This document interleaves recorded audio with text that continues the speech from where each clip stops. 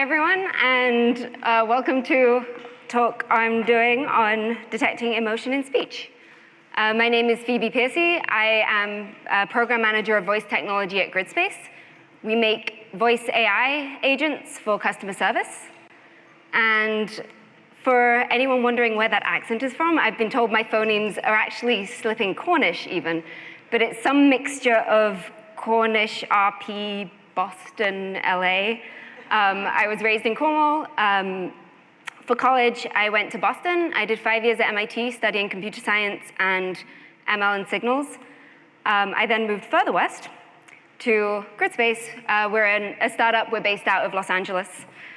And so the kind of relevant spark notes as an intro, I'm going to be speaking to you today about emotion. It's a very subjective topic, and kind of, if there's anything that qualifies me to talk about it, it's just the chronic state of being a human being.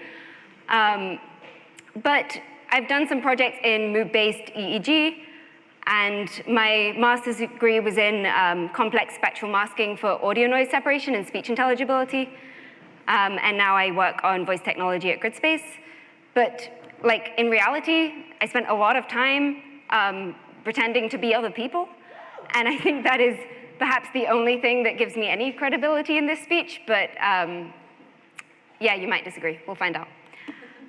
So just a brief roadmap. We're going to talk at first about motivation. So why do we need bots to recognize emotion in the first place? Definition, what do we mean by emotion? Detection, how we detect it, and then emulation. How do we make a bot respond emotionally? Do we need to? Why do we want that? I then want to kind of have a look at some printouts from the emotion model that we use in our voice bot, and then have a wrap up and some Q&A.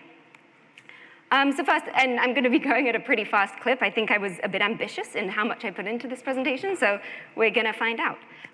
Please shout out any questions at any point in time if you have them. So first of all, why should a bot be able to recognize emotion? I want to just start with a use case that we have in production right now, which is a kind of medical outpatient. So when someone is discharged from hospital, calling to check out, have they taken their medication? Are they feeling well?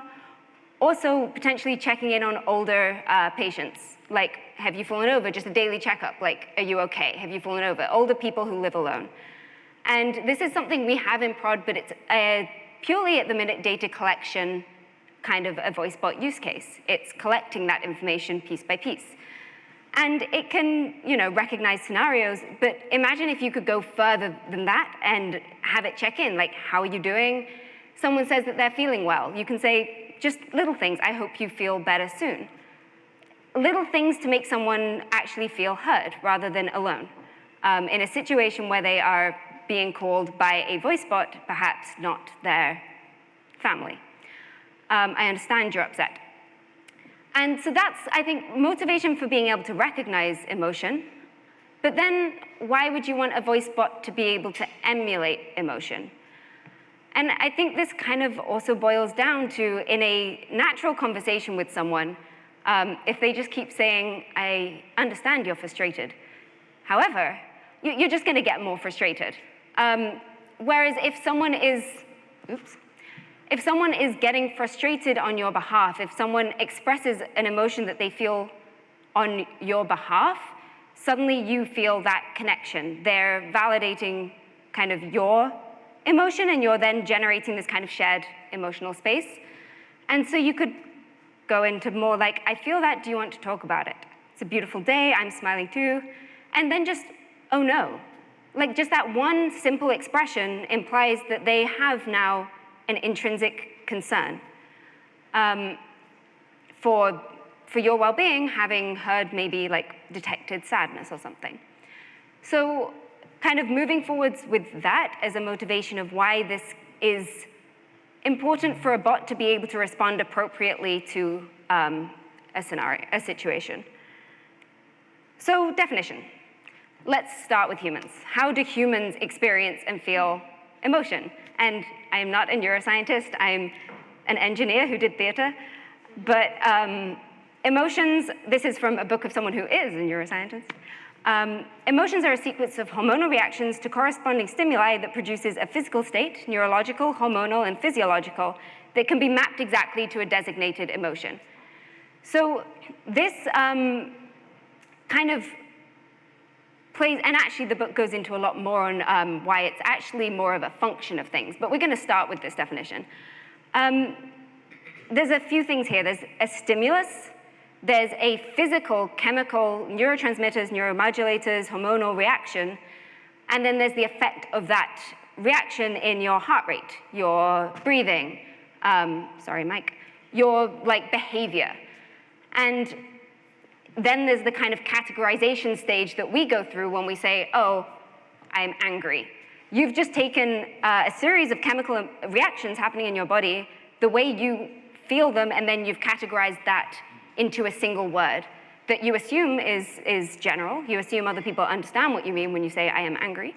But there actually isn't any evidence to support the idea that there is a single combination of these things that map to the same emotion in different people. So practically, really, emotion can be thought of as more of a function of expression. So, okay, the three main kind of chemicals we're used to thinking of being associated: serotonin, dopamine, adrenaline. And these happen various places in the brain. The amygdala is kind of thought of as the center for intensity. There's kind of a lateral difference, again, not a neuroscientist, to quote Faline, to be fair, shout out. But really, emotions boil down to how they have evolved as a biological advantage. So fear, right? The physiological response gives you a biological advantage, an evolutionary advantage in getting away from predators, pupils widening to let in more light. There's been a lot of kind of studies of this, but that's not how we use emotion anymore. Like, we're not running away from tigers on a daily basis, but we are talking to each other on a mostly daily basis. So I would say that emotions have actually now evolved to the point that they are a societal advantage for us. They are a communication strategy. And if they are a communication strategy as much as the text of what you say, then throwing that channel out of your input channel into a voice bot, especially if it is a voice bot and that is the one signal channel input you have, actually is just throwing away a piece of communication that people, especially for voice, quite often put in deliberately to communicate a specific thing, and it can entirely change the meaning. So I'm actually going to move to a practical definition that emotion is something detectable. We are using it in a way that it is something that you have expressed that can be detected externally to yourself, and therefore you are using it in a social manner. So the three kind of main areas you think of are speech, facial expression, body language. We're going to be focusing on speech because voice bots we can't see. So I'm going to do a quick demo. I'd like everyone to, or a quick experiment. Everyone close your eyes. I'm going to say the same sentence twice, and I would like you to tell me which sentence, which time I was smiling. Okay. Hello, it's a lovely day. Hello, it's a lovely day. It's obvious, right? And it's because the way your muscles move in your face actually changes the frequencies of that sentence and the frequencies involved in your performance to the point that it's detectable, and we as humans don't know what necessarily we're keying off, but we have learned through social interactions to associate that frequency change with smiling, which then brings its own thing of happiness. So there's so many features in speech that we can key off that we're not necessarily using, even though humans would use. So boiling this into how you would use it in a dialogue control system. So this is my company's kind of dialogue control system at a high level. We use LLMs to kind of interface between apps in the dialogue policy, and we have kind of an LLM interfacing between the dialogue policy and then speech in, speech out. In reality, to your average user, who knows? All you have going into the system for a voice bot is the speech. It is text, it is tone, it is prosody. All you have coming out is text, tone, and prosody. If you waste even one bit of the information going into your system, that is criminal, in my opinion. Likewise, though, no matter what you do on the internal system, If you don't communicate that to the output, then it's also irrelevant, really. If you're not using the information you get in, then in a way that is detectable in the text and tone out, then it's, yeah. So, okay, this is the dev track, so we're going to turn it into a vector because machine learning does not work with vague philosophical ideas. So there are kind of three views of how you would encode emotion in most literature. So we're just going to go with them. Dimensional continuous space. The circumplex model is kind of the quintessential one. It's a pretty old-fashioned at this point, but kind of valence and arousal are the two kind of dimensions. Categorical is another way of thinking of it. So there's like discrete emotions. And a third is like cognitive appraisal theory. So this idea that emotion is a function of your situation. Since we're kind of really looking for an output space and we're training our model to be our function, we're going to ignore that last one for a bit. And we're going to focus on dimensional and categorical. So there's a few kind of theories of this. Tompkins in 1962 proposed that there were genetically pre-programmed set of emotions that were the same across everyone. This is pretty, again, out of date, but has usefulness when you're deciding on your output emotional space. Izzard and Ekman then took this and said that there were actually not genetically pre-programmed, but there were atomic emotions that could be combined to make up other emotions, but these were the atomic states, and he came up with a different list, or they each came up with a different list. Plutchik came up with a wheel, because lists were boring by that point. But it's the same idea. There are these atomic states. His was based in psychoevolution, so the idea that these atomic states were actually adaptive patterns of behavior that evolved. I love this just because, like, rage, loathing, it's quite funny that these would be atomic to me. But it has a lot of use cases, right? Especially in the sense of data. Emotion is very culturally different. It can vary depending on your language. It can vary depending on how much sleep you had the night before. And if you don't, whatever patterns you have in your data are going to be expressed in your model. So you kind of want to design your output space as well such that you can get labeled data in order to train your model in a way that makes sense. And categorical is a pretty, it's a nice way of doing that. So some considerations are there. You might want to choose emotions with distinct audible features. But really, you kind of want to choose your emotional output space according to your use case. If you can't use the emotion that is detected again, then there's kind of no point in detecting it in the first place. So designing your output space around how you envisage a voice bot can actually respond appropriately. So just then looking at the kind of more numerical methods, the valence arousal model, people tried to augment this in several ways. So there's a body language model as well that has that as a third axis. Some people added a third axis of dominance, the VAD model. This one I love. It's the Lovheim cube of emotions. The idea is that you actually plot the emotions in the 3 dimensions based on the amount of each of the neurotransmitters and hormones that is associated with that. So adrenaline, dopamine, serotonin, and you plot them that way. Again, we're actually bringing categorical into this, but yeah. So Gridspace does both actually in the end. So we settled on a list of output emotions, and then we also have a valence. So we do a simple, just like negative to positive emotional valence prediction or categorization, at regression, I guess. And we also do a categorization model. And there's a couple more. Cool. Any questions briefly? That was a lot. Cool. So moving into detection, I've kind of think I've overstated at this point. Detection needs to happen at the speech level. So at the speech analysis, the very first input. So here's just a very simplified diagram of a traditional encoder-decoder automatic speech recognition system where the speech is blown up into a hidden latent space and then decoded into the probability of tokens, which is then your transcript. And then semantic emotion, traditional semantic emotion, would then take that transcript, tokenize it, put those numbers into a categorization model, and get out some kind of semantic prediction. And all we're really doing when we say let's take the speech is we're just taking a different set of numbers. And this set of numbers is further up the pipeline so that it still involves a lot of the features captured by the speech, or the features of the speech. Another one thing we do is, like I was saying about making sure that your emotion has a discrete, as far apart as possible in its output space. So we use contrastive loss as well to like further separate it in the output space to try and reward the model for outputting things further apart. And the final thing to talk about really is this latent space and how you train up a features in the middle latent space that are relevant to the emotion decoder.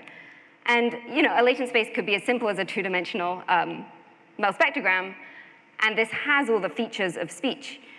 But when you have an encoder that you can train, you can go up. You can use like conformal layers, for example. So this is convolutional transformer layers that take advantage of this kind of 2D nature of a speech signal and the self-attention involved in transformers to get a much more detailed encoding than a human can design.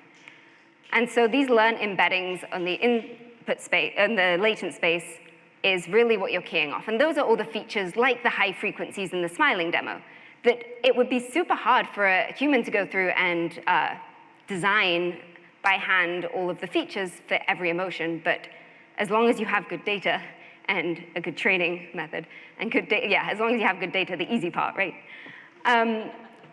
Then you're going to be able to learn a latent space with those features in it. Okay, final part. How am I doing? Oh, cool, we're good. How do we then give a bot an emotional state? So we've detected a caller's emotion. How do we then have a bot emulate that? I said at the beginning, the reason why we want this is for a bot to be able to respond with some sense of its own emotion such that it can relate to the user. And really, for that to happen, the internal state, whatever it is that we track, which we'll get to, needs to be an input at all parts of the pipeline. So we're getting the speech analysis input to update the internal state, but it really should be an input to the speech generation so that there is tone in there. It needs to be an input to the dialogue generation LLM. It needs to be an input to the dialogue policy, so that at a macro level, just the design of the conversation flow, where it's going, how you're going to approach the conversation, should also be influenced by this internal state. Okay, if you're designing an internal state for a bot, again, we have two approaches, numerical, categorical. One of the benefits to numerical is that it's much more flexible. If it's a vector space, you can make small kind of adjustments. One of the downsides is it doesn't really capture as well sometimes how humans' emotions evolve. We can change from one state to another quite drastically. Sometimes it is gentle, but quite often it's not. And when it isn't, sometimes getting out of one state is harder than it is. It's kind of harder to get out of a sad state than it is to get out of a happy state. I can be switched from happy to mad a lot easier than someone can calm me down. Okay, let's go through a few kind of options here. One could be categorical rule-based. This is maybe the simplest that I could think of. Like, if a caller is angry for 3 turns, become upset. And you can turn this, you can scale up your rules into some kind of decision matrix, and then your kind of vector of emotion in can go through this decision matrix and can output a categorical emotion. So that's kind of one method. You can then scale this up to a vector where you potentially keep track of multiple different kind of sliders with different indications. And this is a lot of the time what I think people think of as their internal emotional state, like you're a certain amount of each emotion. This can be built up into a vector. You can then perform transformations to reflect the caller emotion, and we'll get a bit more into how you actually respond to a caller's emotion. But this can give you a vector that you could then plot, and then you could actually plot a course that you're aiming towards, potentially. So that's kind of one of the benefits of vector-based. State transition-based is a fairly obvious extension of that, in that I was saying it's harder to get out of one state, so some kind of Markov model. Also makes it a bit easier to input something like personality. So someone stole my sandwich, might look a bit like this, but let's say someone stole my sandwich, but I'm irritable.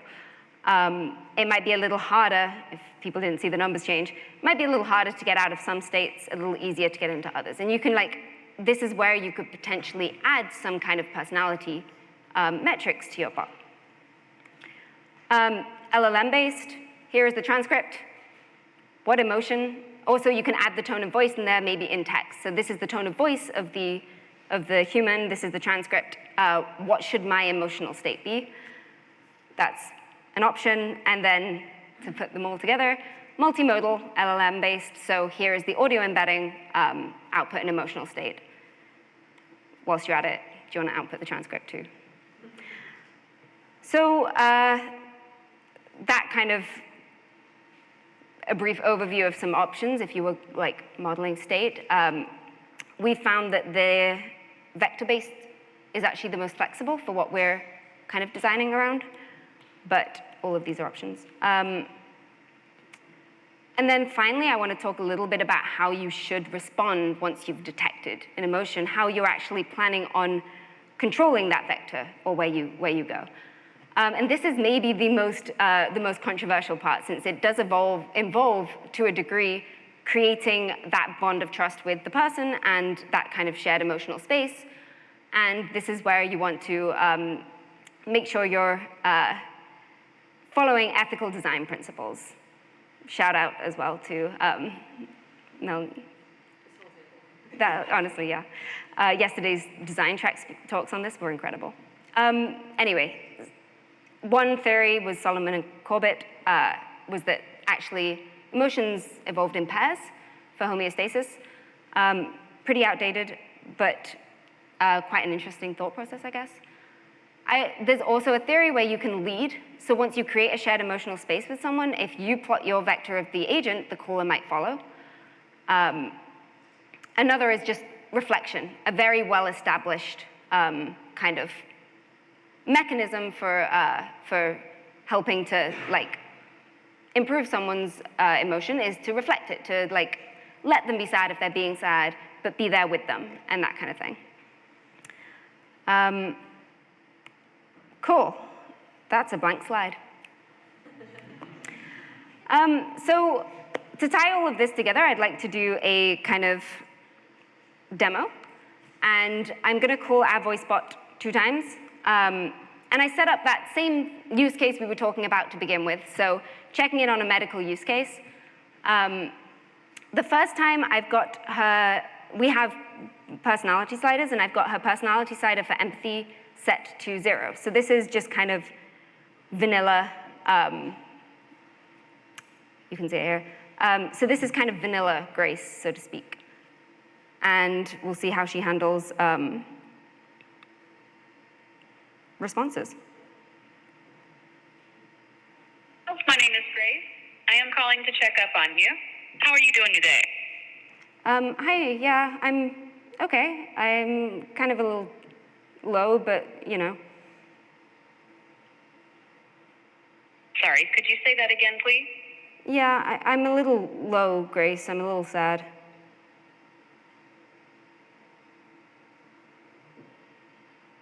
Sorry, I didn't get that. This is a specific demo space, so there is quite a large possibility that the stenographers are not scaled, which I did do before the talk. Everyone close your eyes really quickly. We'll do that real quickly. Cool. Let's try that again. My name is Grace. I am calling to check up on you. How are you doing today? I'm doing all right, Grace. How are you? I'm glad to hear you're doing all right. Is there anything else I can assist you with today?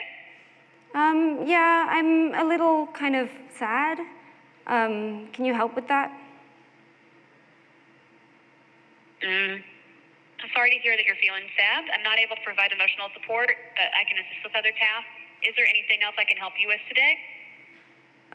Well, okay, can I just talk to you? I'm sorry, but as a virtual agent, I don't have the ability to engage in emotional conversation. Is there anything else I can assist you with today?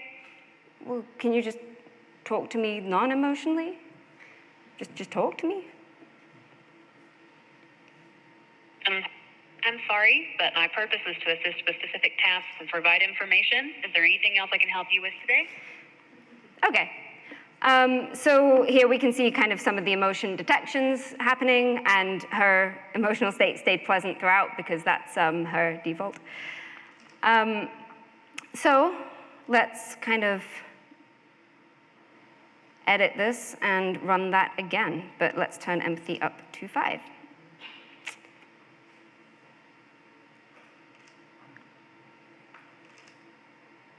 Hello, my name is Grace. I am calling to check up on you. How are you doing today?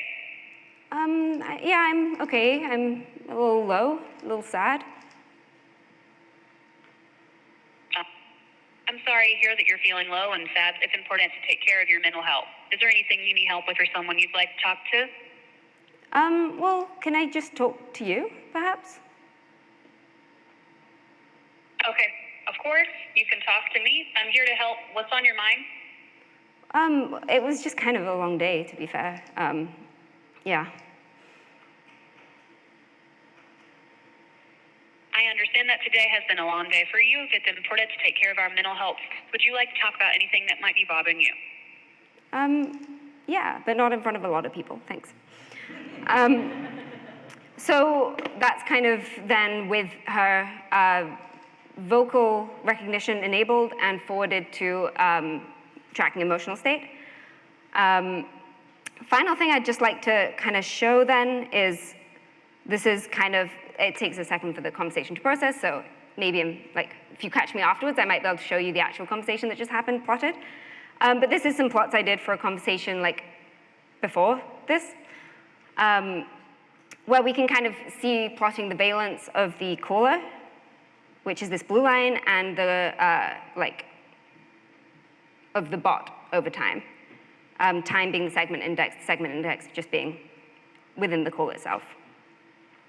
And similarly, I was talking about output categorization. So the output of the categorization model is logits of just is it present or not present? So these don't have, it's not like a probability per se of it being present, but you can see it spike when something is actually emitted as a present emotion. And that's because the model is not, it's trained for ones and zeros. Is it there, is it not there? But again, you can kind of see some of the, for context, the green is good, the red is bad, the blue is the kind of middle ground where we're not sure if it's a bad or good emotion, it depends. And then this is just kind of, you can see those logits actually printed out over time. So this is the segment where it spiked and worried got emitted. So it's when it reaches a certain threshold. And yeah, that's kind of agent emotion in the same way, in the categorical sense. So again, we plotted we made the agent emotion be both categorical and valence-based over time. So that's kind of it. So that's my talk. Just to wrap up a little bit, you can kind of see how, or at least I think this is hugely powerful. I think the use cases as far as being able to communicate with people on a level beyond just text, especially when prosody, emotion, dialogue acts, anything in the speech we use as communication. It is another piece that we use. We might as well make the most of that extra channel. And so I can imagine that this use case might go a lot better with that kind of possibility built in. Huge thank you to everyone in the room, really, and to Unparsed and to my company. But the speeches have been incredible, and I've just really enjoyed being here. Does anyone?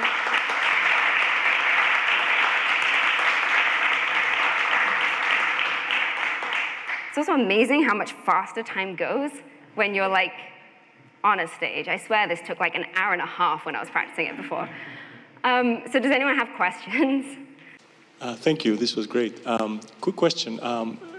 The emotion detection, there's the text too, so there's could be semantic antithesis, right? So you can say something like some sarcasm or irony, like, "Oh, it's great," right? Like with a tone of voice that is, the opposite of what the semantics of the phrase is. Yeah. How does your model account for something like that?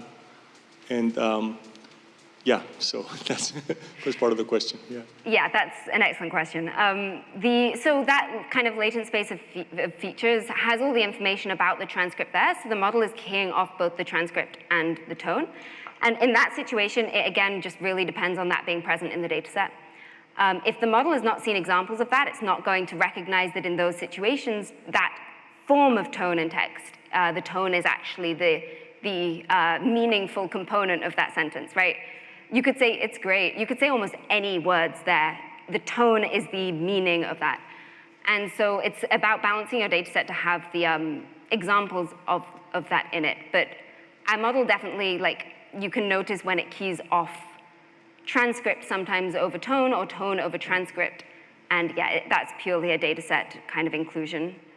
And if I can just follow up, and there's a common thing in human dialogue that would tend to match the emotion of the. Yeah. So when you were doing the demo and you said, "I'm kind of sad," the bot response was actually, I didn't hear the tone was like a little bit too fast and a little bit not sympathetic to your input. Is that something you're looking at to match the emotion of the caller and the bot's responses? Yeah. Tonally informed TTS is a huge part of the output channel. Yeah. And having that reflection in the tone.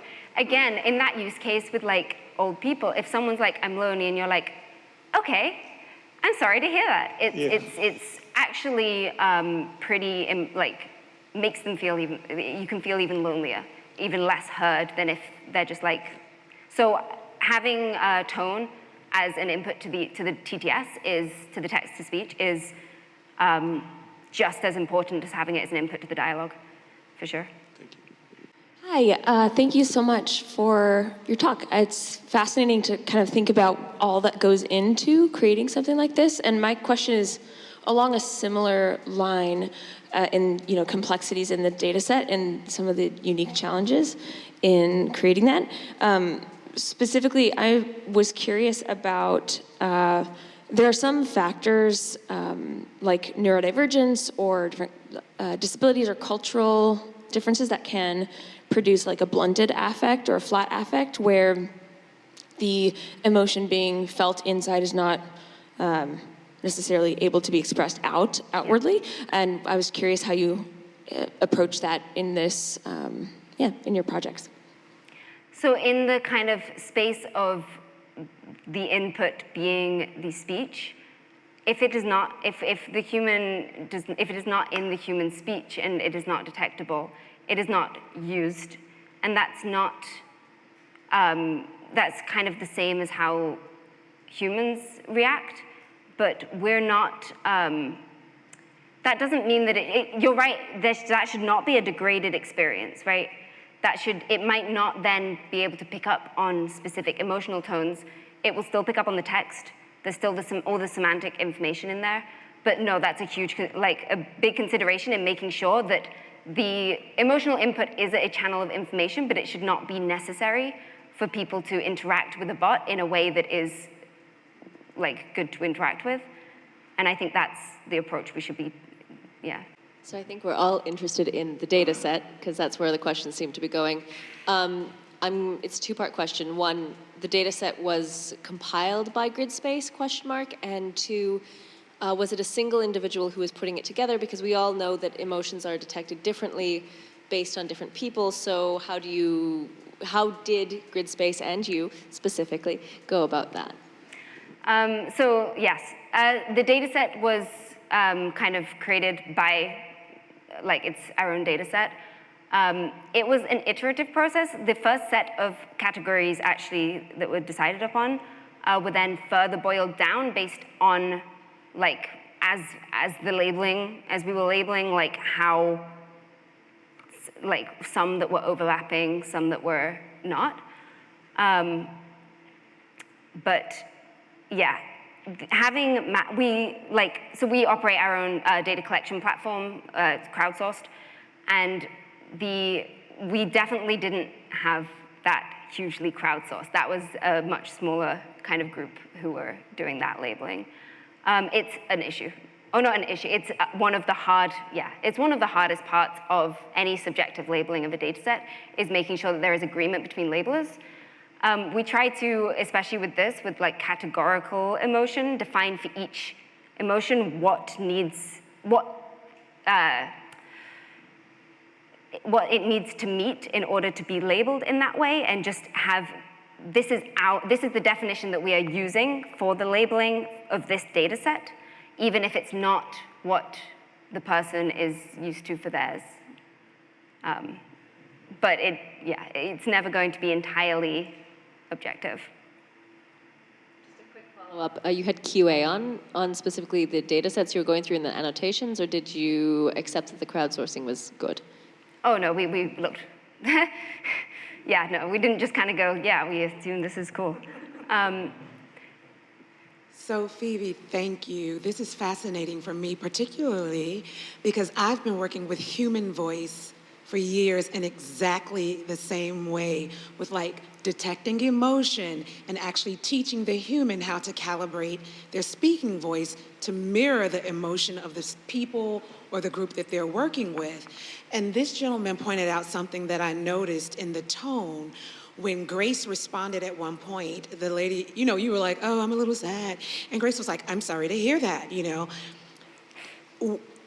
Because my technical knowledge is so limited, my question is there space in the system for Grace to recalibrate after another iteration? Let's say you went back and was like, no, I'm really sad. Would Grace continue to keep that kind of tone that she came out the gate with, or would she be able to kind of recalibrate and begin to mirror the tone more accurately? So in terms of the emotional state is being updated at every utterance. Okay. So, and that would then be what you would input to the tone. So it's updating, and it's not mirroring it based, but the input. One possibility could be inputting some kind of embedding from the speaker, but that's not what we're doing. We're inputting the emotional state of the bot as the input to the TTS. So it's not mirroring in terms of taking a detection from the caller side and using that as an input. But since the emotion state is updated based on the caller emotion state, mirroring should be something you can design into it. Okay, thank you, that helped. Hi, really great talk, and representing automotive Audi, also dealing with the topic of emotion recognition for the last years. Very interesting. Just one quick technical question. So beside of the MLP, which features are you guys also extracting? Like, are you considering also prosody or intonation recognition? In the speech, in the emotion recognition? Yeah, so like audio processing. Yeah, the input to the emotion model is like an embedded space that has maintained all of the information about or the information that the model learned to be relevant to the detection. So yes, all the it has prosody information, it has intonation, it has the performance, it has the text. Okay, cool. And it looks like it's a multimodal approach, right? So you are combining the results of the audio signal processing with the semantic analysis of the text. Is that the case, or? No, so it's multimodal, but it's not like a multimodal LLM approach. It's the output from the transcript and the output from the emotion model are both inputs to the dialogue response, and also inputs to then the emotion engine behind like the internal bot state. Okay, cool. And my last question is, what about the mood detection? Are you going also to observe some long time? The what detection, like sorry? mood detection beside of the emotion recognition? It's like based on the dialogue history, you know, and based on the interaction. Just currently outside, what? we don't save any like state outside of the context of a single conversation. So the conversation over time, like as far as like a single emotion utterance, but yes, like having previous utterances context as input is a logical next step. Okay, cool. Thank you. But yeah, we don't say, outside of the context of a single conversation, nothing is saved as far as state goes. How do you handle different, oh, sorry, is there someone else? Oh. Thanks. I was hoping to hear more about the decision for the output of the emotion. And in particular, I'm thinking just anecdotally as a human, about when my toddler is really angry, the worst thing that I could do would be to reflect back that anger, and that's going to escalate a situation. When I'm talking to a friend and they're venting about something and they're angry, it would totally be appropriate to reflect and be like, oh my gosh, that's so hard what you're going through. So I'm really, really curious to hear more about that, and particularly if it's rule-based right at the moment, or if you're moving towards something that's rule-based or model-based. Yeah, so in that, as a situation, context, again, hugely important. Situation, hugely important to how people react. I think in that case, there's a lot to be said for incremental changes. Testing the water, you can actually, we have the caller's tone as input back. So another theory is that you can actually try, like you have a suite of possible mechanisms, possible approaches to the conversation, and you try them out. And you adapt your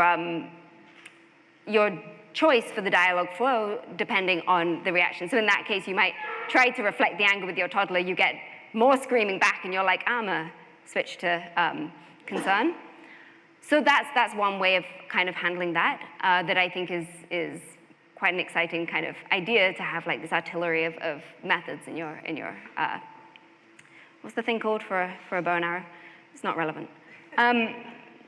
To quiver, thank you. Quiver. What was the other part of the question again? Whether you're moving towards Rule or model-based. So like, are you ever saying if this then that, or are you really relying on the model to make a decision? So the model is model-based for the caller input. Currently, we're looking at kind of rule vector updating for the bot state, but multimodal LLMs could be a very natural way to actually have that embedded audio be like then a model-based output to decide the bot's emotional state. Currently, we're leaning rule-based. It actually has a lot more, you can tailor it more easily to your use cases. So for example, your toddler, if you're making a bot specifically for kids, you could then tailor how much of the how much of the reflection, for example. So I actually think rule-based in practice has a lot more kind of flexibility, really, for the user. And with something like this, I think jumping straight to trusting model outputs, I think at first we should be crafting how the bot should respond. Thank you.